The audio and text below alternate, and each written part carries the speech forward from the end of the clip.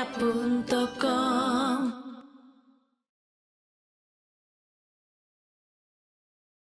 Y sabéis, cuando José Luis ha contado que dónde me he metido, fue fantástico porque me ha hecho recordar una ocasión que en un teatro, igual, o sea, sentir unas cosas y verle a él como pegado a mí. Y le digo, ¿pero qué haces? Y me dice, no, no es para que no te caigas. No, no, no, no era eso, no era eso. Pero en este caso... El grande soy yo, ¿eh? Pero eso era al principio cuando estabas con nosotros. claro, Luego sí, ya te has sí. acostumbrado a todas estas cosas. Pero al principio sí me acuerdo. Y recuerdo que en este hotel pasó una cosa mientras Sol estaba hablando, porque es que fue curioso. Estando en esta zona que veis, oímos todos que en la planta de arriba se movía un sofá muy grande, como si lo arrastrasen.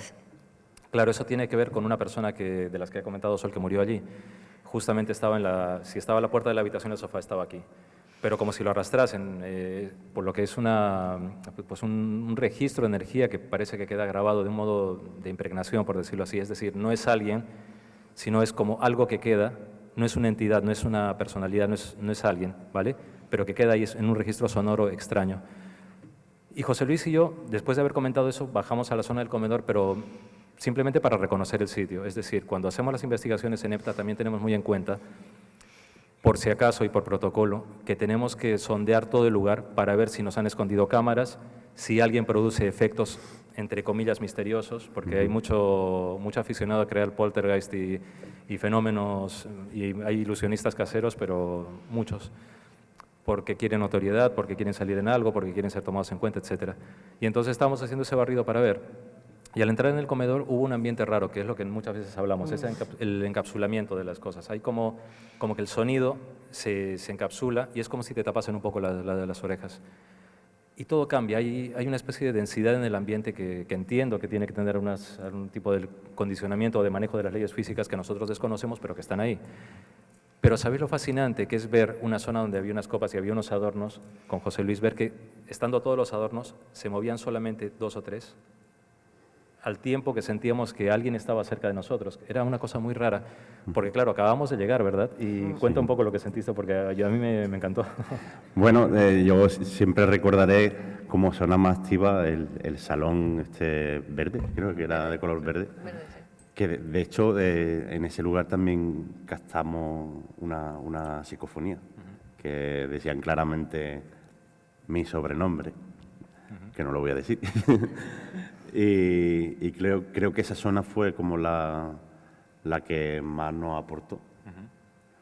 Bueno, que nos aportó, pero sabéis que Aldo tuvo una visión en esa escalera maravillosa. Sí, una visión hollywoodense. Pero se nos quedó totalmente impactado después del viaje con esa visión. Porque, ¿sabéis? Estábamos justamente en esta escalera que sale en la imagen y Piedi, que sale en esta siguiente diapositiva, pues me dice, sube para allí para hacer unas tomas. Vale, subo, bajo. Y de repente un momento que me giro y veo una mujer, pero como de los años 50, 40, vestida con un traje pues, de esos tipo terciopelo, algo así, con los ojos ahí como muy abiertos, ¿no? y que hacía así. Y entonces yo les conté a Sol y a Piedi y me dijeron, sube, porque además era una zona de variaciones que José Luis había encontrado variaciones en esa zona de la escalera también muy curiosas, sobre todo en esa zona donde estamos, en esos peldaños, en esos escalones, perdón, sí, esos peldaños. Y subí, y entonces la mujer, que recuerda mucho a las películas de los años 50, me dijo, quiero bailar. Y yo les dije, ¿qué quiere bailar? ¿No? Porque era muy cómico, quiero bailar.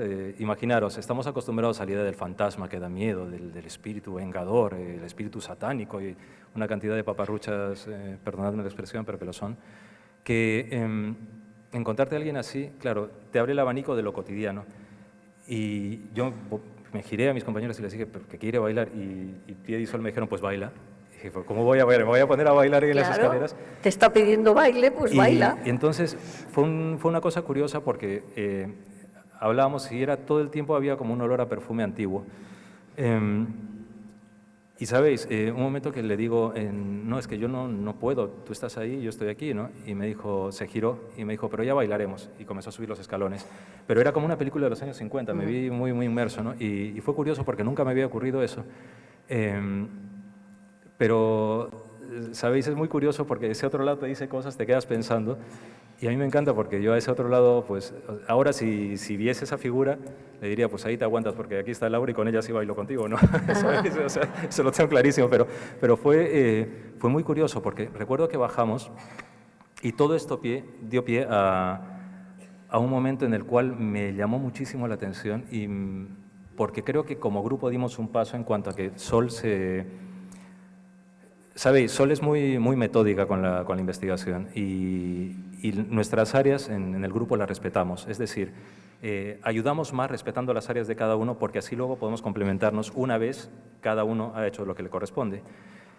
Y recuerdo que estábamos allí, nos sentamos en unos sofás y di paso a pues, entidades que estaban ahí, seres que estaban, ¿no? Y claro, yo no me di cuenta que eso era como una especie de atención al cliente, por decirlo así. Pero fijaros, o sea, no es un telespíritu, dígame, porque nosotros no creemos en eso. Eso de las 24 horas del día conecto con todo el mundo, pues no. Eso es indisciplina para nosotros. Y porque primero además es tu vida. O sea, la primera persona por la que se debe preocupar, quien percibe estas cosas, es por sí mismo. La caridad empieza por uno mismo, siempre. Y empezaron a venir y recuerdo que cuando, digamos, cerré la llavecita de la percepción, por llamarlo de algún modo, me doy cuenta que no me podía mover. Y era porque mis compañeras me habían envuelto con fundas de los sofás y yo era una especie como de rollito de primavera a la peruana, pero así. Es que estaba congelado. El frío, claro, lo que tú decías, que se le baja tanto la temperatura, que como además fueron 3 personajes seguidos, Pierre y yo vimos que es que se quedaba congelado. Y allí era un hotel, como os digo, que estaba cerrado. Y empezamos Pierre y yo, ¿pero con qué le tapamos? Y empezamos con las fundas de los sofás que había allí, le empezamos a envolverse como el rollito de primavera, que cuando él salió de ese trance, claro, se vio totalmente, ¿sabes? Como los niños cuando los envuelves así, los enrollas. No podía moverse ni siquiera, pero bueno, entró en reacción. Y es interesante porque en ese proceso que Piedi aquí sale sonriente después de... Yo creo que fue antes de la experiencia, o fue después, pero, ¿sabes? Lo interesante de todo esto es que cuando estábamos en plena investigación, claro, al venir ellos tenían cierto tipo de premura en intentar hacerse oír, porque claro, fijaros, un espíritu no pierde su conciencia de lo que es como persona, como individualidad, como identidad. Entonces, eso implica una psicología, eso implica un grado emocional determinado, una personalidad, unas tendencias, unas filias, unas fobias. Y en este caso, claro, ellos estaban muy interesados en que Sol les escuchase. Pero lo bonito era que, ¿sabéis? Cuando nosotros tenemos el contacto con esa realidad, nuestro contacto es muy de respeto. O sea, nosotros planteamos una línea de respeto en la comunicación para que nos hablen con respeto. Del mismo modo que nosotros no vamos a entrar en casa de nadie tirando las ventanas ni saltando por las paredes, ¿no?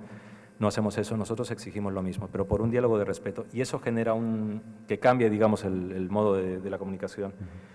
Y en ese sentido, cuando estábamos con Sol, yo recuerdo mucho, porque claro, al sentir estas percepciones, yo no me olvido de quién soy, ni caigo al suelo, ni pongo voces guturales, ni nada, no. Soy yo, simplemente que dando paso a una comunicación es como que alguien se acerca y hace esto. Y me dice cosas, entonces yo la transmito, soy un teléfono, nada más. Y Sol empezó a escarbar un poco, porque además fue muy bonito, en la raíz de lo que genera la soledad en ese espíritu, de lo que le generaba esa inquietud de querer comunicarse, de querer buscar algo. Y fue la mejor vía para poder hacer que se fuesen. Había uno que estaba golpeando en una zona de recepción porque nadie le hacía caso y que le habían notado muchos ellos. Pero fue interesante porque, fijaros, un hotel vacío es algo muy, muy raro. Es como este lugar vacío o como un teatro vacío. Está la ausencia, ¿no?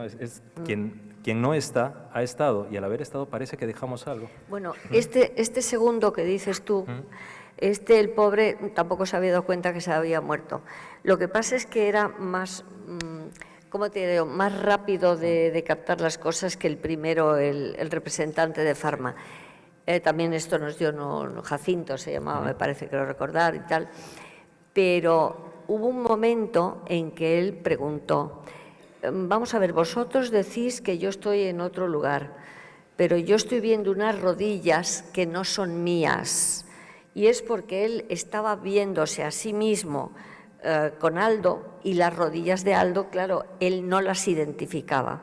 Entonces todo eso le asustó, le creó como una, ¿sabes? Bueno, pues sí, un susto momentáneo que, claro, yo enseguida eché agua al incendio y le dije, no te preocupes. Dice, hombre, es que no tiene gracia lo que me estás insinuando, porque lo que me estás insinuando es que estoy muerto, ¿verdad? Eso que te lo diga una persona así, fríamente, ¿eh? Y claro, te quedas que dices, claro, yo tengo que decirle que sí. Que eso es una cosa que nunca te he preguntado, Sol. Cuando ellos te dicen, si te dicen que están muertos o que sospechan, ¿tú qué sientes en ese momento cuando te lo dicen así? Yo siento que tengo que actuar en mi diálogo con ellos de una manera ya distinta. Porque claro, yo al primero tanteo si saben que están muertos, por qué están ahí, tal. Pero claro, si alguien como este y el otro, ninguno de los dos se había dado cuenta de que se había muerto y seguían viniendo al hotel, yo creo que, porque fíjate que el primero dijo que es que era un representante de Pharma y que venía mucho al hotel, pero este segundo lo único que dijo es que daba, como tú bien dices, golpes en recepción para que le hicieran caso. Y yo le decía, pero ¿quién te va a hacer caso si el hotel está vacío? No hay nadie aquí. Es decir, que el grado de desesperación, yo lo comprendo, en momentos determinados de estos personajes que unos porque no se han dado cuenta que se han muerto, otros se dan cuenta y no saben qué hacer, no saben qué hacer. Vino un cura amigo de su madre a por él. Le dije yo, bueno, vamos a ver el camino, no sé qué. Dice, sí, tengo a mi madre. Digo, bueno, pues llámala a tu madre, se llama Concepción o no sé qué. Y digo, bueno, pues llama a tu madre a ver si puede venir a por ti. Dice, no, espérate, estoy viendo a don Mario, o no sé qué. Dice que era muy amigo de mi madre. Ah, sí, pero me dice que le dé la mano. Digo, pues cógete de su mano y vete con él. ¿Entendéis lo que quiero decir? Te tienes que estar improvisando, porque ese personaje que está en el otro lado no sabes nunca ni cuál es su problema hasta que no te lo cuenta. No sabes su situación. No sabes las relaciones que ha dejado aquí y que podemos echar mano. Bueno, acuérdate que hemos tenido muchas veces que echar mano de gente completamente insólita para que vinieran a recogerles, porque claro, ni su padre, ni su madre, ni sus abuelos querían saber nada de ellos. ¿Entendéis lo que quiero decirte?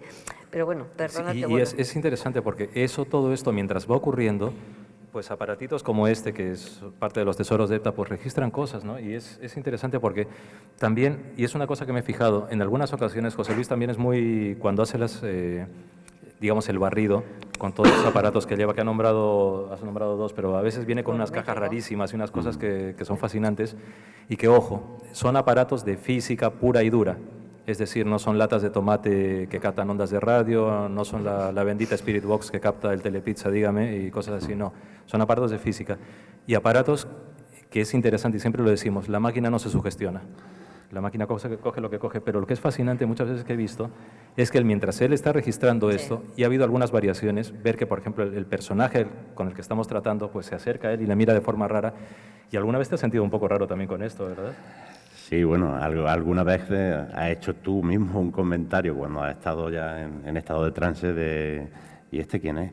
¿No? De ser consciente de las personas que están en ese momento. Y han llegado a preguntar qué eran todas esas cosas que teníamos por allí, los aparatos. Es que lo curioso es que en muchísimas, pero muchísimas ocasiones, como cada uno nos repartimos para no influenciarnos dentro de el primer barrido que hacemos, tanto Piedi o Aldo con el péndulo, yo con los aparatos, pues lo que para mí me era fascinante en las primeras ocasiones era ver cómo se podía, cómo coincidía totalmente aquellos lugares o aquellas zonas donde un magnetómetro decía que había una leve variación en el nivel de campo, y después ellos, mediante el uso de la radiestesia del péndulo, marcaban las mismas zonas.